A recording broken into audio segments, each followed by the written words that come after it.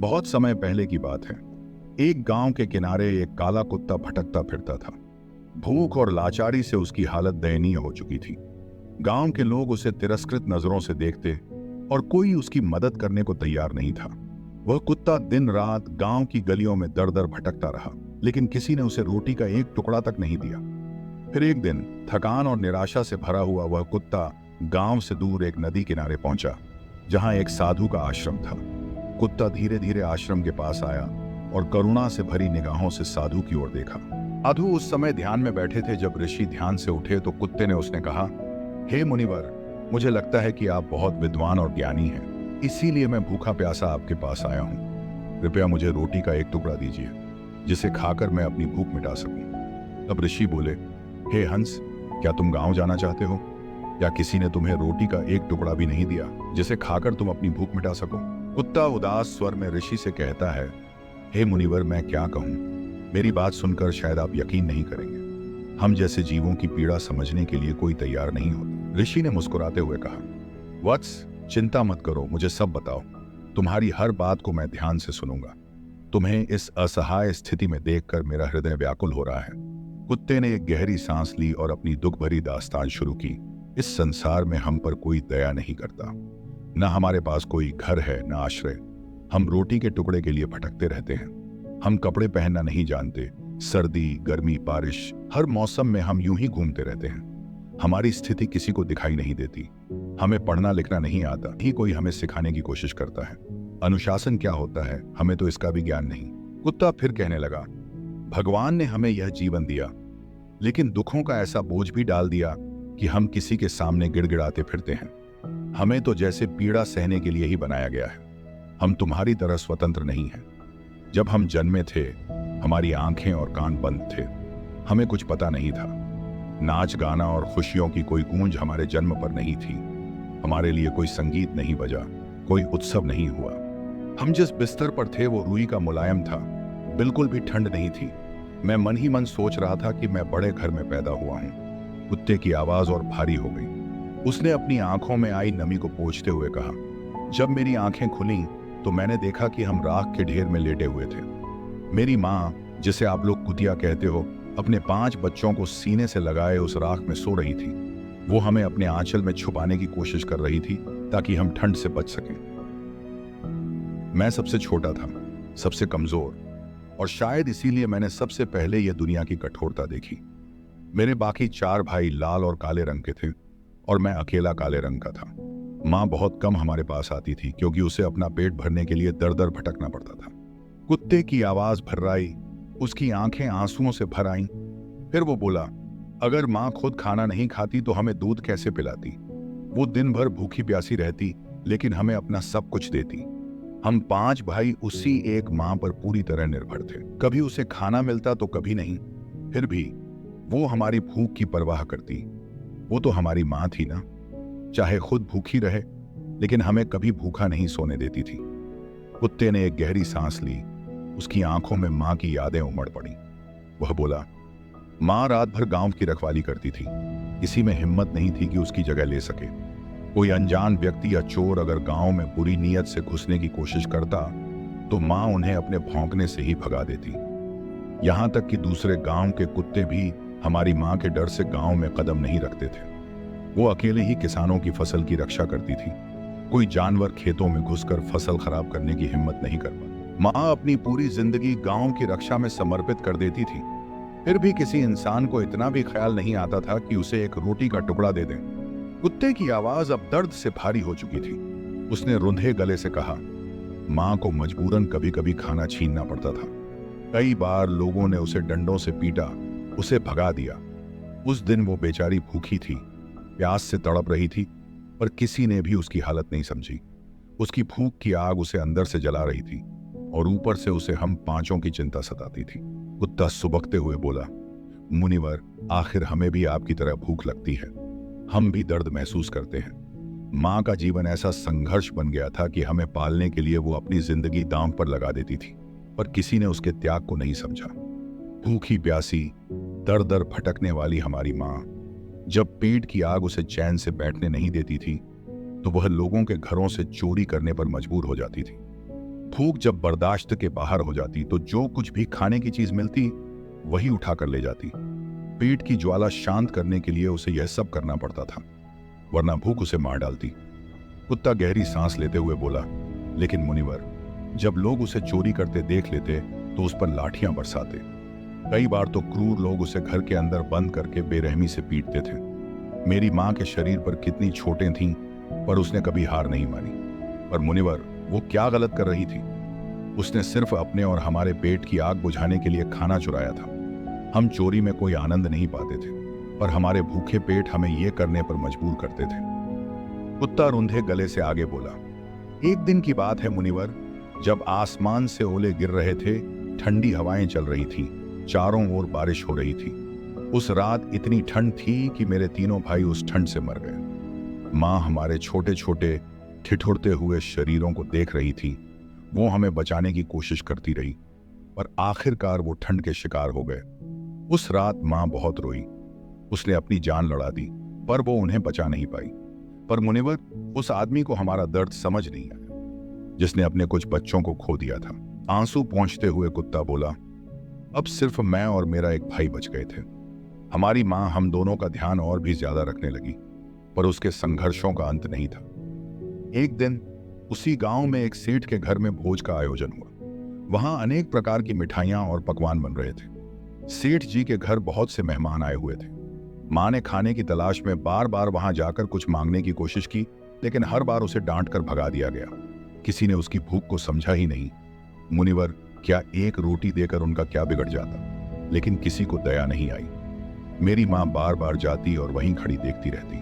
कुत्ता अपने दर्द को संभालते हुए बोला, बस सेठ जी के आंगन में भोज शुरू हुआ।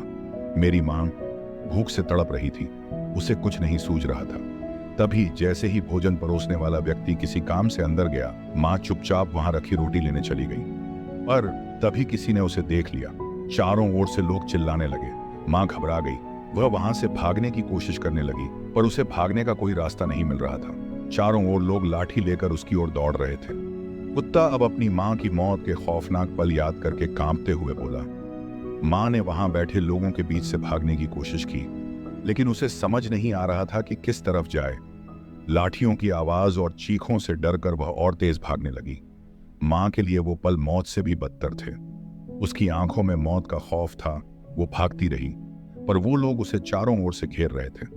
मुनिवर, उस दिन मेरी माँ की आंखों में जो डर था, वो आज तक मेरी आंखों से नहीं गया। कुत्ते ने कहा, हे मुनिवर, मेरी माँ को उनके बाहर निकलने पर उतना आश्चर्य नहीं हुआ जितना वहां खाना खा रहे लोगों को देखकर हुआ। वे सभी खड़े हो गए। उन्होंने खाना बंद कर दिया और कहने लगे कि कुतिया के लंबे समय तक रहने के कारण भोजन खराब हो गया है। सभी एक दूसरे से चर्चा कर रहे थे कि अब क्या किया जाना चाहिए। भोजन सब खराब हो गया है। तभी सेठ जी फूट फूट कर रोने लगे। लोग यह भी कह रहे थे कि कुतिया के लंबे समय तक रहने के कारण भोजन खराब कैसे हो गया है। उसने किसी भी भोजन को अपने मुंह में नहीं डाला है। कुत्ते को भी तो घर के अंदर ही खिलाते और सुलाते हैं, तो इसमें कोई बुराई नहीं है। लेकिन कुछ बड़े घरों के लोग इस बात पर अड़ गए कि खाना खराब हो चुका है और अब इसे खाने लायक नहीं है। वो कहते रहे कि भले ही कुत्ते को अंदर खाना खिलाते हो, लेकिन यहाँ इतने लोगों के बीच ये अस्वीकार्य है। आखिरकार उनकी बात मानी गई और पूरा भोज वहीं समाप्त कर दिया गया। कुत्ते ने गहरी सांस लेते हुए कहा, उस दिन सारा खाना गरीबों में बांट दिया गया। माँ ने पहली बार अपने जीवन में इतना भरपेट खाना खाया। उसके चेहरे पर पहली बार एक सच्ची खुशी दिखी। वो खाना खाकर थकान मिटाने के लिए वहीं आंगन में आराम से लेट गई। शायद उसने पहली बार जीवन में चैन की नींद सोने की कोशिश की। लेकिन मुनिवर, उसकी यह खुशी बहुत छोटी थी। थोड़ी ही देर बाद सेठ जी एक डंडा लेकर आ गए। उन्होंने बिना कुछ सोचे समझे मेरी माँ को बेरहमी से पीटना शुरू कर दिया। वो उसे वहां से भगाने लगे और डंडों की बेतहाशा चोटों से माँ की दर्द भरी चीखें पूरे गांव में गूंजने लगीं। मुनिवर, उसकी वो चीखें इतनी दर्दनाक थीं कि अगर पत्थर भी सुन लेते तो पिघल जाते। लेकिन सेठ जी का दिल पत्थर से भी सख्त निकला। उन्होंने अपनी क्रूरता जारी रखी। कुत्ता अपनी माँ की पीड़ा को याद करते हुए बोला। माँ की दर्दनाक चीखें पूरे गांव में फैल गईं। कुछ लोग दौड़ते हुए वहां आए। उन्होंने सेठ जी से कहा, सेठ जी, उसे छोड़ दो। वो एक जानवर है। वो अपनी भूख के आगे मजबूर है। भूख से तो इंसान भी अपनी अक्ल खो देता है, फिर वो तो बेजुबान जानवर है। अब उसे मारकर क्या मिलेगा? जो होना था वो हो गया। उसे माफ कर दो। कुत्ते ने गहरी सांस लेते हुए ऋषि से कहा, हे मुनिवर, उस दिन मेरी मां बहुत दर्द में हमारे पास आई थी। उसके शरीर पर डंडों की मार के निशान थे और उसकी आंखों में आंसू थे।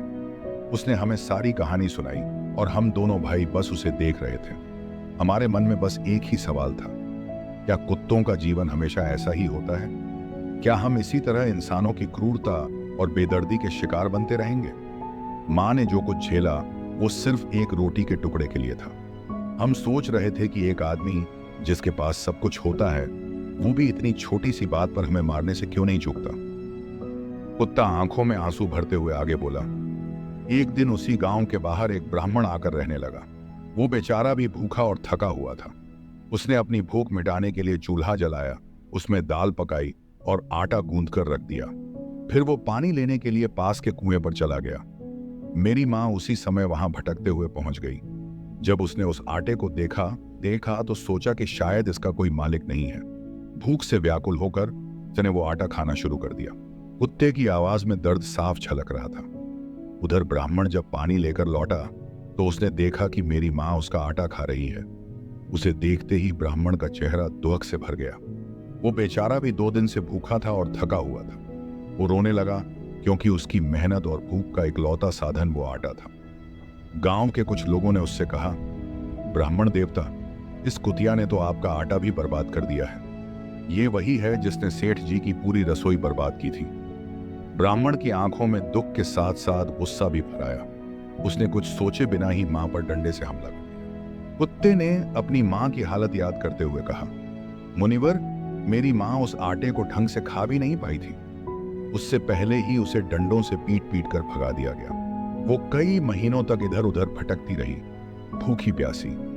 तब मुझे समझ आया कि इंसान कितना स्वार्थी होता है। अगर हम उसका काम भी करते हैं तो भी वो हमें अपनाने के लिए तैयार नहीं होता। इंसान सिर्फ अपने स्वार्थ में अंधा हो गया है। कुत्ते की आवाज में आक्रोश और पीड़ा थी।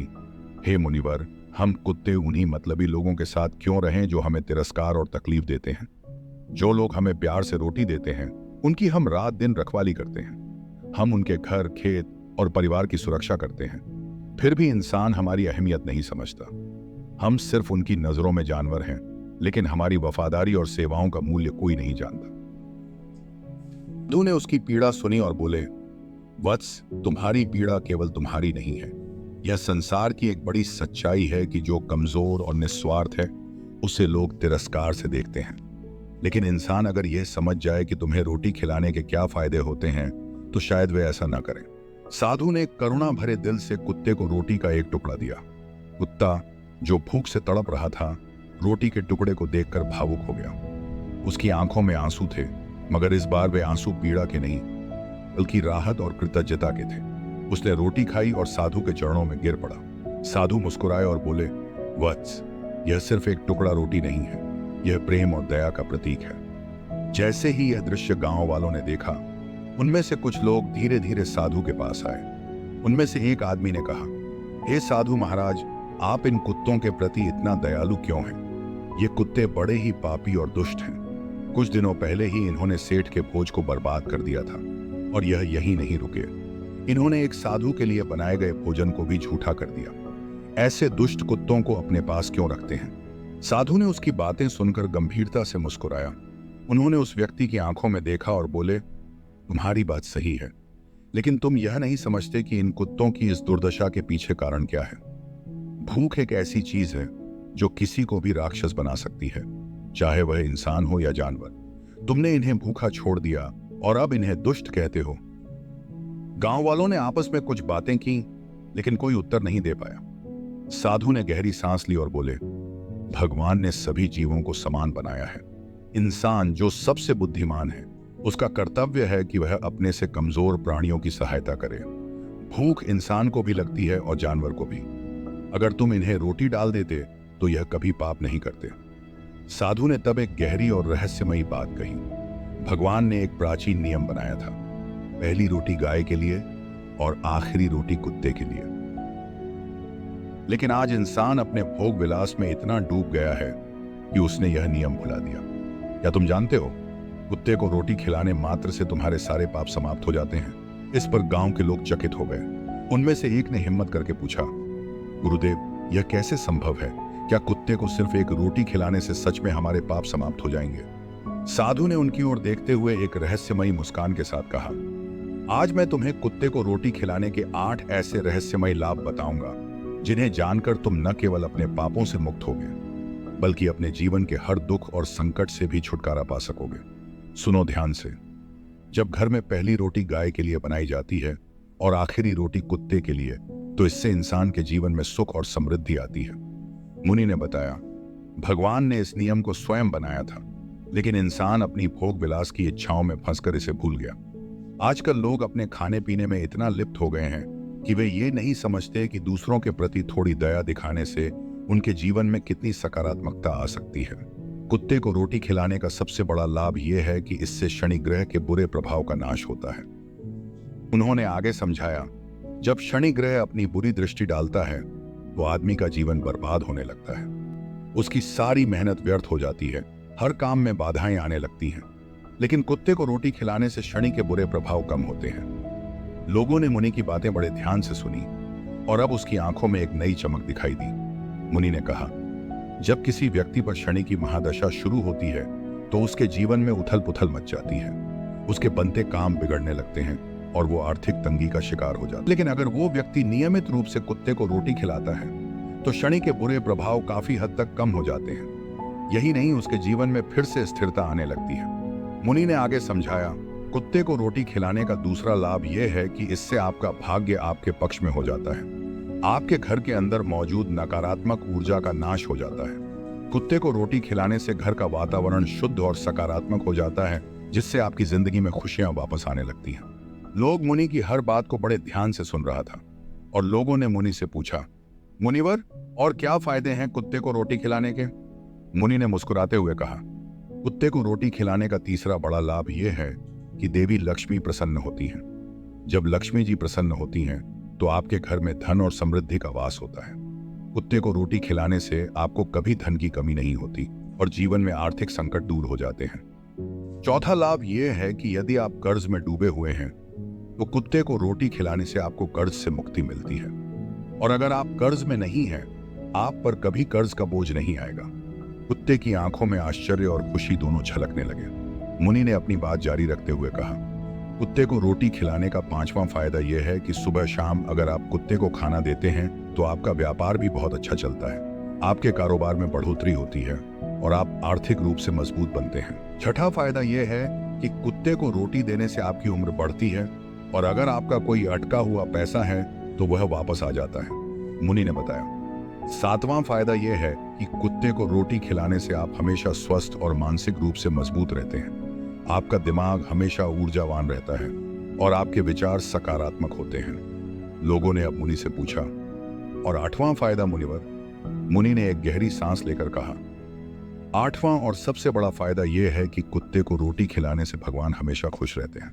भगवान को सभी जीवों की चिंता होती है और जो इंसान सभी जीवों पर दया दिखाता है उस पर भगवान की विशेष कृपा बनी रहती है। भगवान हमेशा उस व्यक्ति की रक्षा करते हैं, उसका और उसके परिवार पर कभी कोई संकट नहीं आता। मुनि की बातें सुनकर आदमी ने गहरी संतुष्टि महसूस की और कहा, मुनिवर, आपने मेरी आंखें खोल दी। अब मैं समझता हूं कि क्यों इंसानों को कुत्ते को रोटी खिलानी चाहिए। मुनि ने हंसते हुए कहा, इसलिए कुत्ते को कभी रुलाना नहीं चाहिए। जब कुत्ता रोता है तो यह अपशकुन माना जाता है और किसी विपत्ति या दुखद घटना का संकेत हो सकता है। इसलिए इंसानों को हमेशा कुत्तों के साथ दयालुता से पेश आना चाहिए। ऋषि की बातें सुनकर वहां मौजूद रमेश के मन में एक नई चेतना जागी।